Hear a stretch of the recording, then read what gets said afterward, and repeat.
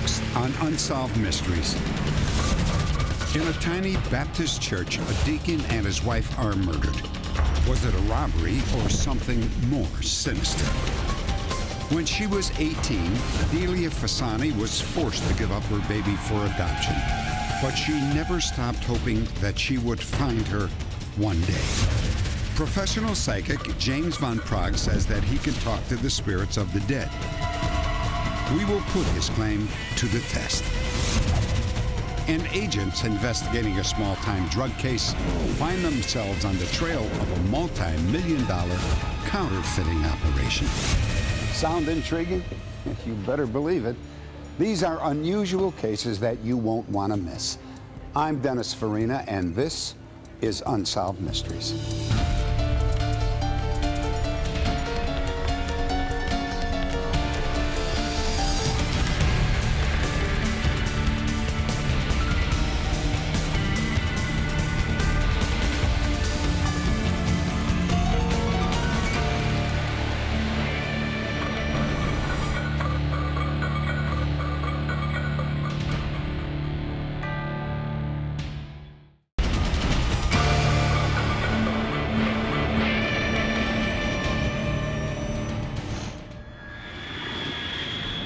In the tiny town of Waverly, Georgia, the heart and soul of the community is the Rising Daughters Baptist Church. Waverly is mostly African American, and this church is where many of the locals come to worship and to socialize. It is also the site of a violent and still unsolved double murder. The brutal shooting of Harold and Thelma Swain. Harold was a well-respected deacon of the church and a member of the county jury commission. Thelma, his wife of 43 years, was also active in church affairs. On the night they were murdered, Harold and Thelma held their weekly Tuesday night Bible class. 9 women attended. I put my trust. Let me never be put to confusion. Now let us pray. In Jesus' name, amen. Amen. Now, is there any further business that you care to discuss, Sister Brenda? Yeah, well, I'd like to remind everybody about... At 10 minutes before 9, one of the women announced that she had to leave early. Okay. She ran into a stranger in the church entryway. Yeah, I want to talk to somebody. Who? Somebody in there.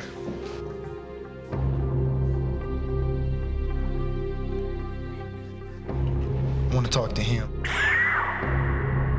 Some of the other women caught just a glimpse of a young, white male. Is that in April? Excuse me, sister. Was that...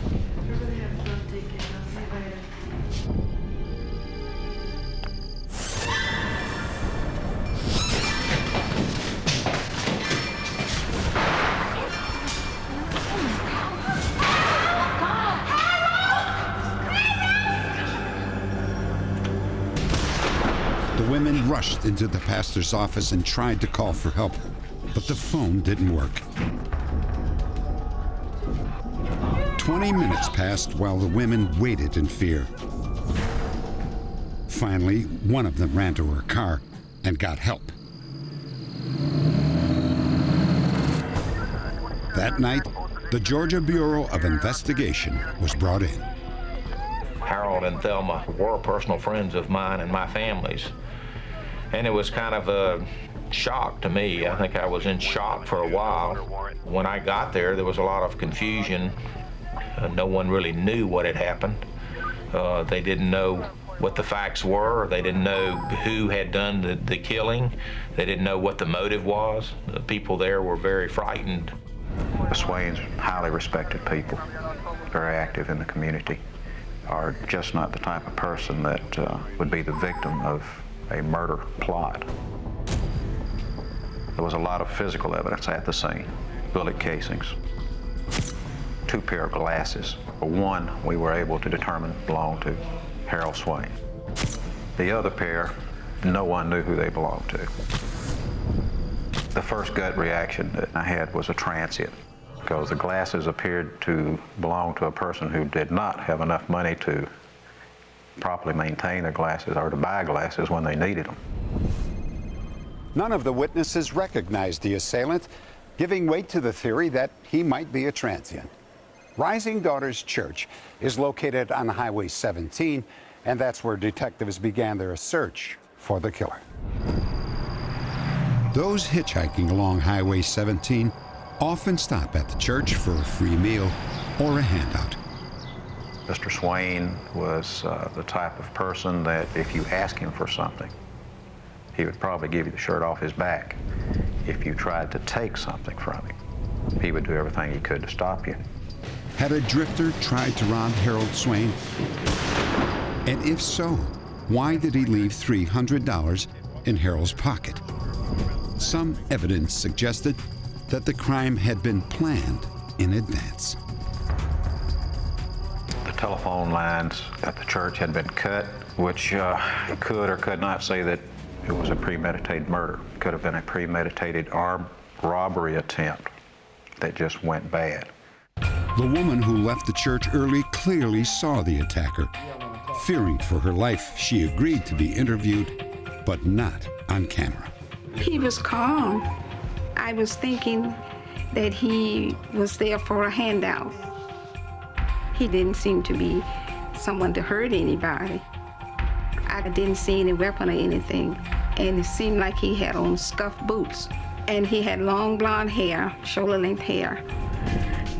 But I really wasn't looking at him that hard, you know, because I wanted to leave. Hi, can I help you with something? Yes, sir. The police tried to create a picture of the killer, but conflicting eyewitness descriptions resulted in 4 different portraits.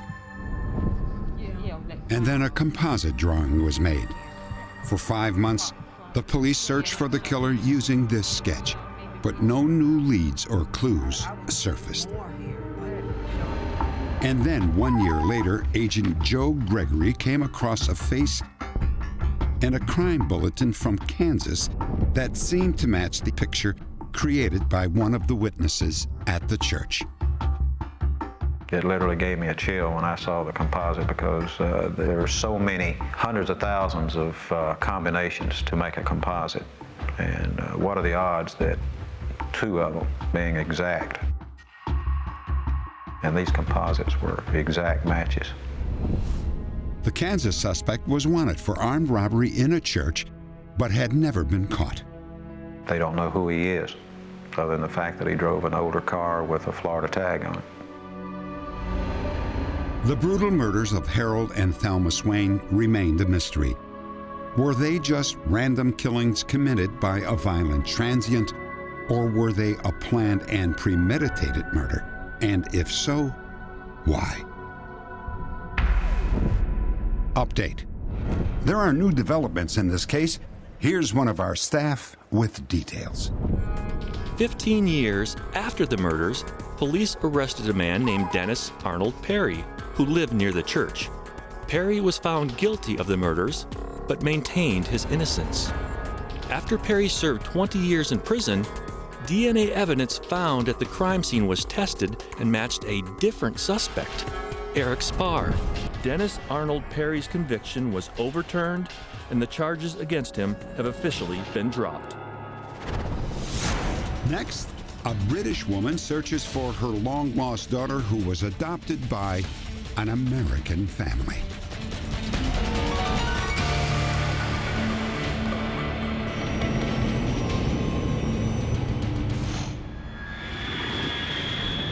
London, England.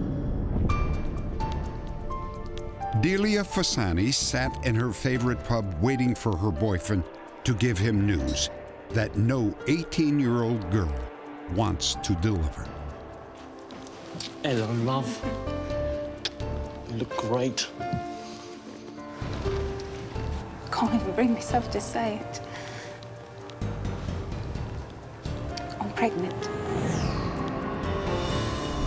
It's not mine. What do you mean?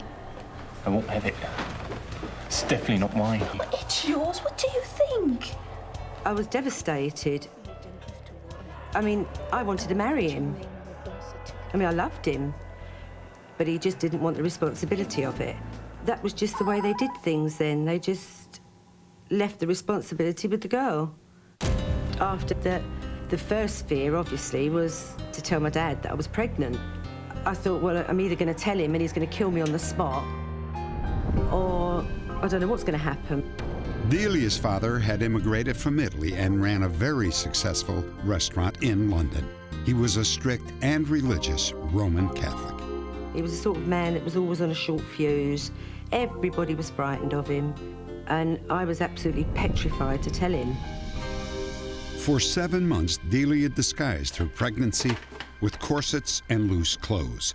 Finally, when she couldn't hide it anymore, she asked a friend to break the news to her parents. I can't believe she's done this. Wait till you calm down.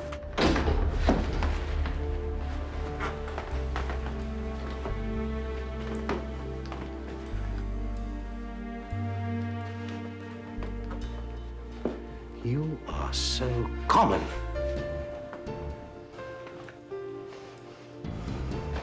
You've done the worst thing possible. Now, you'll tell no one. And you'll have nothing to say about this. I'll take care of this problem. And then I think it was only a matter of about a couple of weeks, and he just came home and announced that I was going to this place, wherever it was. I wanted to keep my baby. I thought, well, maybe once I have the baby, he's gonna feel different.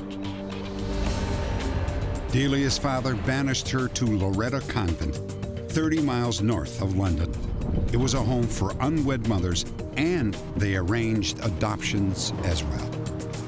When we drove up to the convent, I just felt that I couldn't believe that he'd just put me there. We've been expecting you, Delia. We're glad to have you with us. You know, you cringe at taking your dog to the pound because you don't want to leave him there. And yet he just easily just took me there and left me. And that was my father. This way. 2 months later, Delia gave birth to a baby girl. She named her Michelle. They didn't like you to see a baby other than the feeding times and the changing times, because the more you saw the baby, the more you held it, you were more likely to bond to the baby. So when it came for adoption, you could just hand it over, so they thought, as though nothing had happened. Yeah. But you do make that bond, even though you're only seeing them for certain times. You've still given birth to her, so the bond is there automatically. When Michelle was 4 weeks old, Delia's parents visited the convent. It was the moment that Delia had been waiting for. I was just hoping that my father was going to say, well, you know, okay, you know, you come back home and you bring your baby up, and that's fine. That's what I wanted. Hold her. I want to pick her up. All right. I know my dad was yearning to take a peek, but didn't want anyone to see him doing it. She's a baby. And I thought, well, at least he's looking.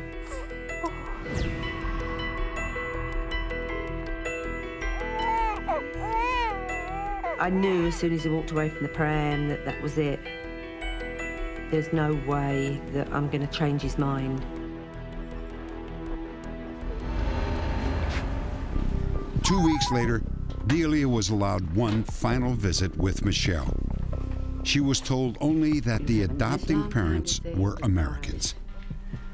Such a beautiful baby. You've been very brave, Delia. When Delia was alone, she slipped a note into Michelle's blanket. The note asked the adoptive parents to tell Michelle that Delia loved her and had given her up unwillingly. You've only got 30 minutes or whatever it is to say goodbye.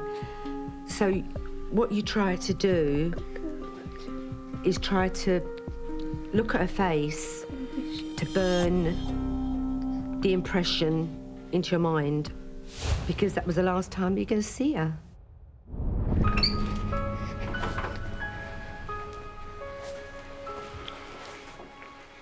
I'm sorry, Delia. It's time.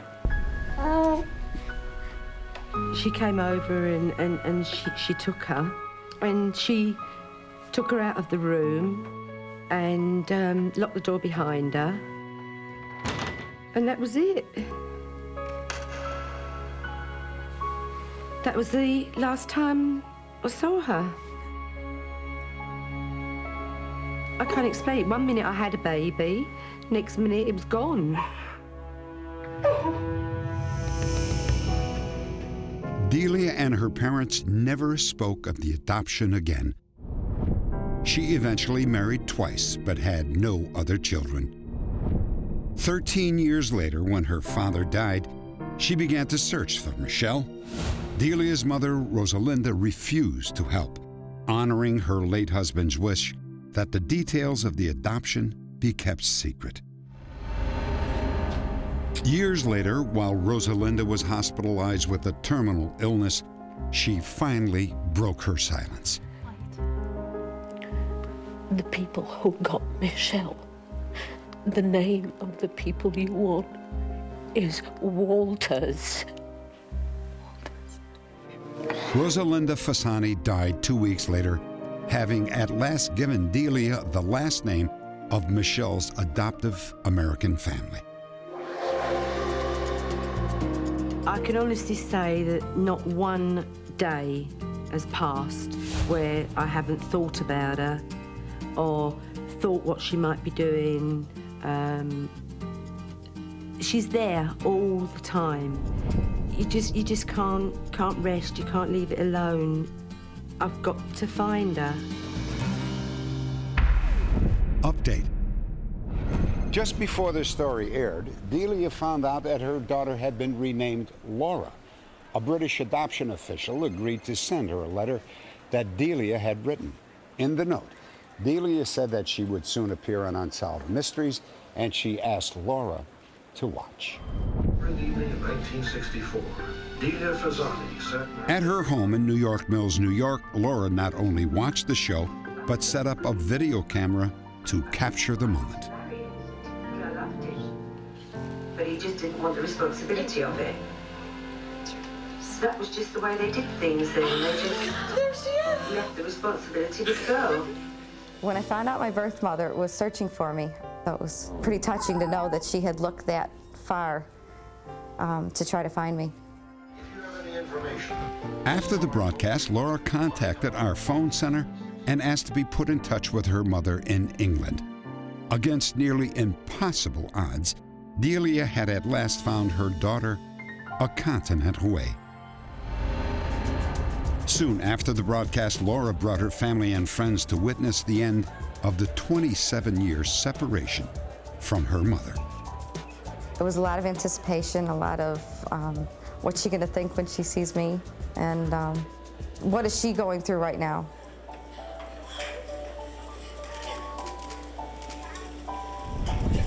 She was everything and more that I'd expected. Absolutely everything. She's a beautiful girl. Proud of her. Before her death, Laura's adoptive mother had shared all she knew of Laura's background. Delia and Laura could now fill in the remaining gaps in nearly 3 decades of family history. Finding my birth mother now, I don't think has really changed my life as much as it has probably enhanced it, because now I can find out some about my past and my history and things that I never thought that I would ever find out about. I can't replace her mother, but I'd like to think that I could be pretty close. Coming up, can we communicate with spirits of deceased loved ones? Thousands of people who have met psychic James von Praagh say yes.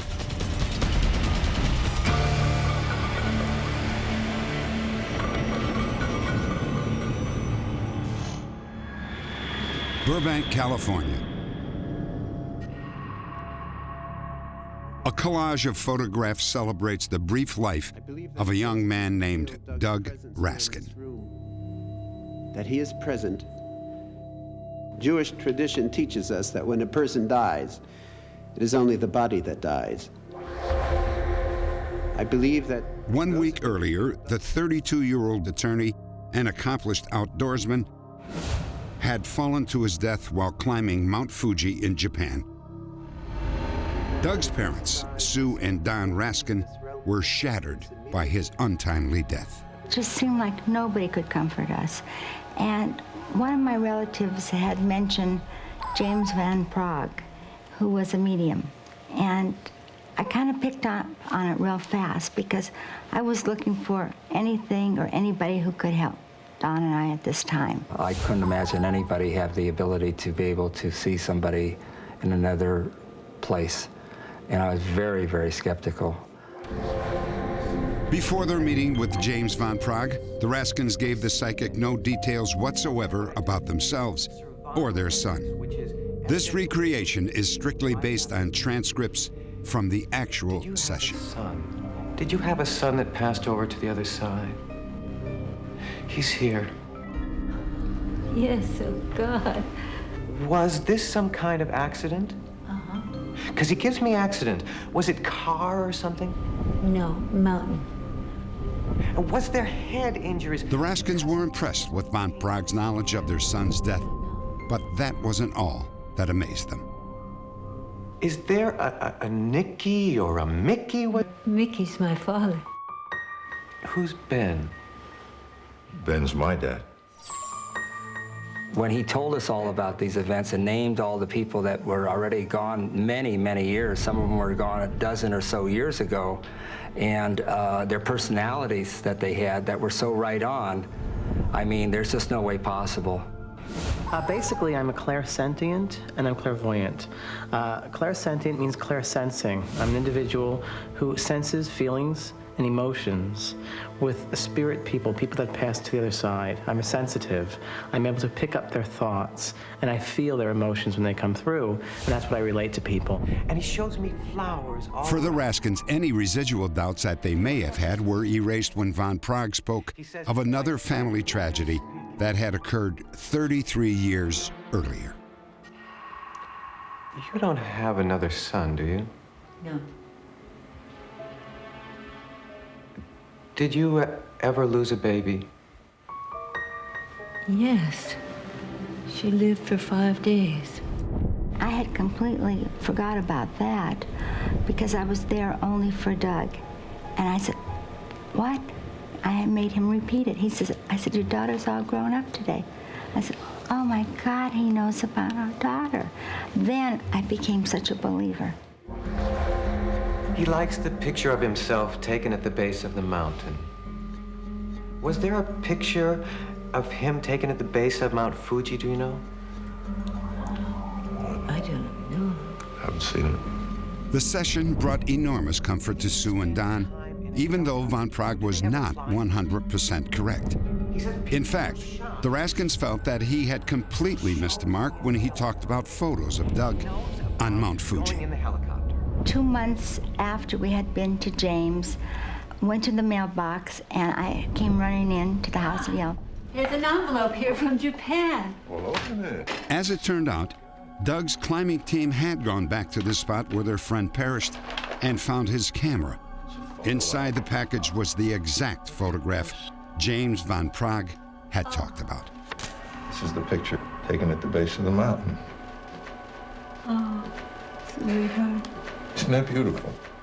There were just so many things that occurred that James could not have known about. It would be impossible for him to have ever looked up or researched or anything. And that's really what made me a believer in him. Almost everything he said was correct. And it really changed my whole belief there is another side, and that James was able to open it up to us. Sue and Don are among the thousands who believe in James Van Praagh's amazing powers. Are his psychic abilities real, or is it just wishful thinking? In a moment, we'll put Van Praagh to the test.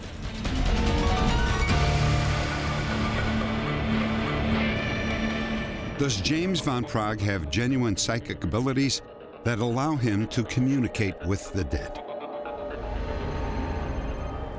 We invited 10 people to a session with Van Praagh. None had ever seen or talked with him before. They all hoped, however, to make contact with loved ones who had passed away. The session lasted several hours. We have included some of the more dramatic moments. Is there anything there? There's a lady that stands behind you, and she's a very pretty woman. I'm going to tell you, she's a very pretty woman. Her skin is very soft, I'll put it that way. And I feel she's a young lady. I got to tell you... Paula Hartland was anxious to find out about her mother, who had died of emphysema. She says something about, and when she comes back, she's very connected to you, okay? It's your mom, it's your mother. Your mother passed over. Yes. Passed over. Jackie McDonald's daughter had been murdered in her own home. And then she goes back into bed, and she thinks, oh, it's just her mind playing games. And she climbs back to bed, and I have to say that she falls asleep, and she shows me, see, the next thing she shows me is her being attacked. And there was someone on top with a knife.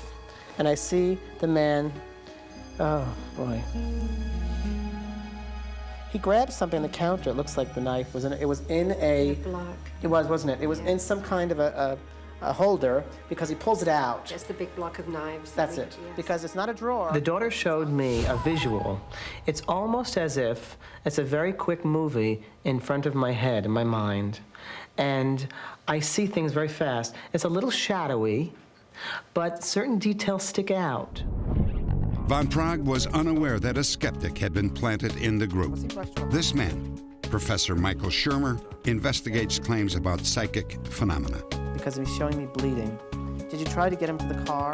Van Praagh is a mentalist. A mentalist is a magician doing an act. He's doing what we call cold reading. That is, you meet somebody you've never seen before and you tell them things about them. You start general, you throw things out rapid fire, you watch their facial expressions to see if you're getting hits or misses. When you get a miss, you go right on to the next thing, you don't even blink. When you get a hit, you follow that till the end, until they start saying no again, and then you go to the next thing, and you just keep doing that. Did she see different doctors at one period of time? Yes. Thank you. She was bedridden also, wasn't she? Was she in a bed at the... Just briefly. Okay. The reason I ask questions, yes and no questions, is, number one, I am also very human. I have to validate that what I'm getting from the spirit is indeed, I'm on the right level with this individual that I'm speaking with. I want to make sure that the spirit person is coming through right, that the information is correct. Yes, you're going to get married again, he says. You will get married again. You will, and he's going to help you. And Van Praagh will always keep it positive. He wants you to know he loves you. Well, of course. What else is he going to say? He wants you to know you'll be remarried. Well, what's he going to say? You'll never be married again. You'll be miserable spinster the rest of your life. This isn't going to happen, right? So these are just general principles of cold reading. And he says you have to stop. Stan Wheel attended the seance with his wife, Theresa. They intentionally sat on opposite sides of the room. You've had major loss, a traumatic loss. Got you. Thank you very much. And you're connected, aren't you? You two. Is this your wife? Yes. Because he's pointing to her, you know. You're his wife. What's your name? Teresa. Teresa. The Wheels came to the session hoping to find out about their 19-year-old son, Kevin, who had been innocently gunned down by gang members in a drive-by shooting. Yeah, I want to bring in your is it a boy that passed? Yes. Because I get a boy. Yes. Okay? It's a little son. He says I'm their son. Yes. Okay? Was he killed? Yes. Because he says I was killed. Yes. Was there a gun involved here, please? Yes. Because he shows me a gun and he says he was shot. Yes. I don't feel he was shot once. I feel he was shot more than once. Okay? Yes. Yes. I feel riddled. I really do with bullets. Yes. I do. I feel many bullets in me. And this is what he's giving me here. I'm sorry. It's a gang. It's a gang. Yes. Gang of kids. Gang of kids. And it's Teresa approached me to come in to see James von Praagh. I was very skeptical. I really didn't want to come. But then to know that Kevin was killed with a gun and it was multiple shots, it was outside on a street. He just kept alluding to more and more of the things that he had no idea. He would have had no idea. I got a big K, and I don't know why, but I'm being given the K. Is his name with a K, please? Like Kevin Yes. or Ken? Kevin. Kevin, thank you, that's what I said. Kevin. He said, I see a big K, and the first name he said was Kevin. I mean, you can't get that off of, just being around this room. It was just amazing. I think he's wonderful, absolutely wonderful. First of all, she had her son's ring on. Big black ring with a K in diamonds on this ring around her necklace, around her neck. Now, maybe he saw that, maybe he didn't. I don't know. I go a big K, and I don't know why, but I'm being... I was watching her eyes, she starts crying, her eyes are like saucers, and he already knows it's her son that died. So, the two most common names for boys starting with a K, Ken and Kevin. He says, Ken or Kevin? She says, Kevin. Bingo, Kevin. Now, she'll run home and tell everybody, he got my son's name, Kevin, right like that, and I didn't tell him. No, he didn't get it. However, THERESA claims that Von Praagh could not have seen the ring because she kept it hidden in her dress. But perhaps disagreements about details are beside the point. 6 of the 10 participants felt that Von Praagh correctly identified the people that they had hoped to contact, and most felt a sense of comfort and healing. I do feel a little more at peace. I know that there is another life after this, because what James had told me through Kevin, and the fact that he sees me, that he hears me talking to him, that it's not all in vain, is what really makes me feel at ease. Sometimes you don't know how you're going to make it from one minute to the next. It's so horribly painful.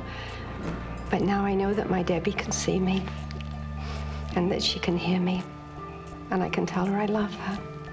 And when one realizes that there is a life after death, it indeed will change their life and how they live on the earth and how they treat each other. And that is really my most important belief, my mission. Next, a young man's search for the big brother who changed his life.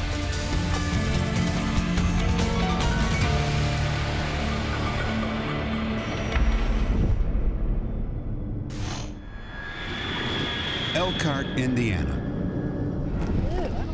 When Jeff Fisher was only 7 years old, his father left home, forcing Jeff's mother to raise her young son and daughter alone. What's the matter? I don't want to go in there with you. Why not? There's only guys in there, and you're not a guy. I want to go in there with my dad. It was very hard on Jeff after his dad left because he had been very close to him, and suddenly he was gone, and Jeff went through the feelings that a lot of children have, that maybe this was my fault, maybe I said something, maybe I did something that made my dad leave. Jeff was a very sensitive, shy little boy, so things like that bothered him a lot. I would always ask my mom, where's Daddy? Where's Daddy? And she'd say, oh, he's gone away, and, I don't know when he's going to be back. And, and it was just the fact that he just wasn't there anymore. And, I just felt a real loss, because I had been so close to him, and, he just wasn't there anymore. 2 years later, Big Brothers of America opened a chapter in Jeff's hometown. Jeff was their first little brother. What kind of sports do you like? His big brother was John Novotny, a local salesman and father of a 2-year-old daughter. He was a big guy. He was over 6 feet, jet black hair. Just a really solidly built guy, a very commanding type of guy, but really easy to get along with. You ever put a tent up before? No. You're about to learn. John gave me the companionship that I really needed at that time. He would take me out and do things, that, Mom wasn't able to either afford to take us to do or just didn't have the time because she was working so much. Just the fact that this was, an older guy that I could hang around with and not have him tell me to go away and, come back later and stuff. A guy that wanted to spend some time with me, made me feel really good. Looks pretty good. Think it's ready to light? Yeah. Okay. After Jeff and John started seeing each other, I noticed that Jeff had a lot more confidence in himself. And he was very proud of the fact that he had a big brother. And he would tell the other kids, well, John and I are going to go do this, or my big brother and I are going to go do this. He was very proud of the fact that he had a man in his life that was just his, that just belonged to Jeff. A year and a half after they met, John's company transferred him to another state, but he and Jeff stayed in touch by phone. When he was 10, Jeff underwent open heart surgery to correct a congenital defect. It was a terrifying experience. Mine too. However, a phone call from John, who also had heart problems, helped to calm Jeff's fears. I think it helped Jeff to see that John was this big, strong guy, and he had a bad heart. And so if John can be big and strong, then maybe this heart condition isn't the end of the world. And I think that was a big help to Jeff. Jeff feels that John's support and understanding was the key to his complete recovery. Over the years, they lost touch. But now that Jeff has a family of his own, he wants to reconnect with his big brother. Tell me a story about you. He just introduced me to a world that I had never seen before that was, really beautiful and really just so different from what I was used to. And if I finally see him again, I just want to thank him. I just want to say, God, John, thank you, because you just, I still think about you. He made a lasting impression. It's been 20 years, and he's still a really vivid part of my memory. Update. Thanks to our viewers, Jeff's search for his big brother ended the night of our broadcast, and the two were soon reunited. There they are. There they are. Hi, guys. Good. It's unbelievable. I was absolutely stunned. I had absolutely no idea that Jeff You look just like your picture, was looking for me. And then as the show aired, people from Elkhart and from Michigan started calling me on the phone, telling me that I was on television and that Jeff Fisher was looking for me. And we must have got 35 calls that night and at least that many the next night. I've been wanting to say thanks to this guy for 18 years, and whatever it took to come out and say that, I was willing to do. This is when we were down in Lexington, Kentucky for a John Mellencamp show. When I first started being a big brother, the question was, would I really have enough time to do it right?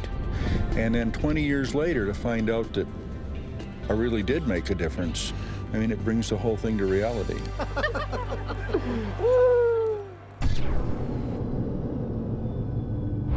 Law enforcement can be tedious work. Investigators often have to work hundreds of tips that turn out to be dead ends. But every once in a while, what looks like a nothing lead can turn into a jackpot. Brownsville, Texas.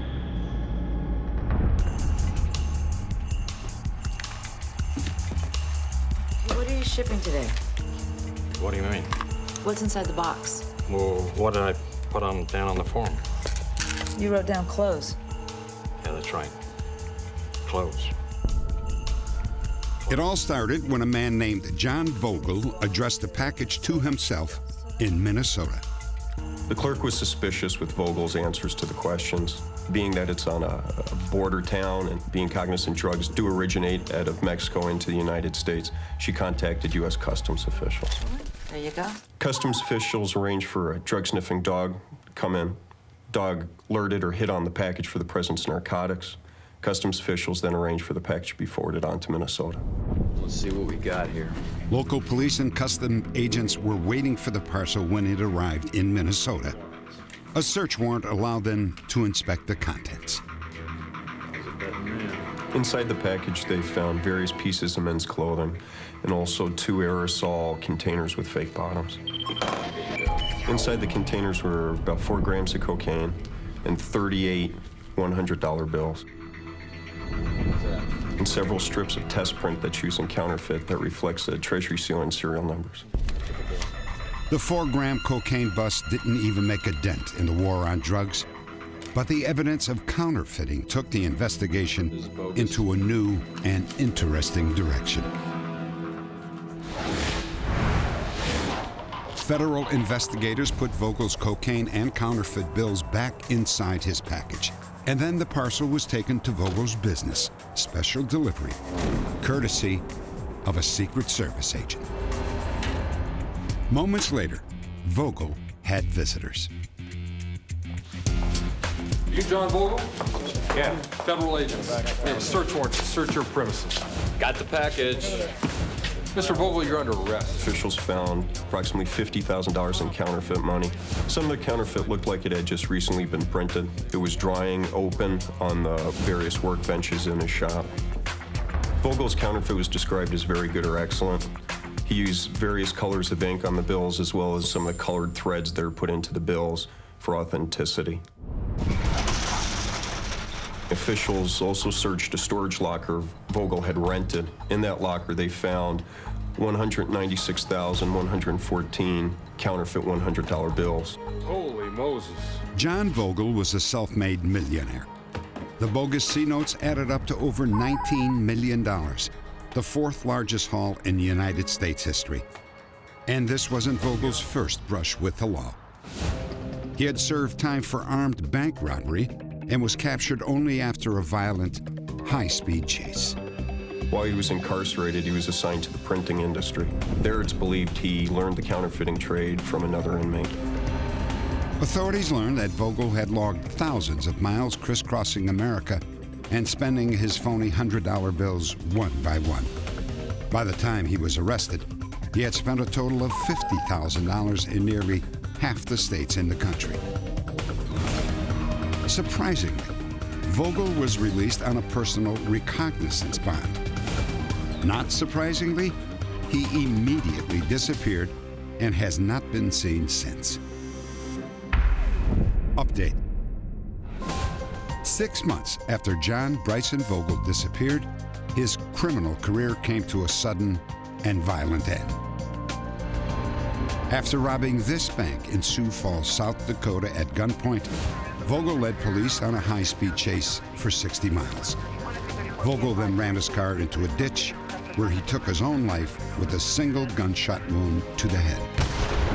Vogel's death officially ended one of the most extensive counterfeiting investigations in history.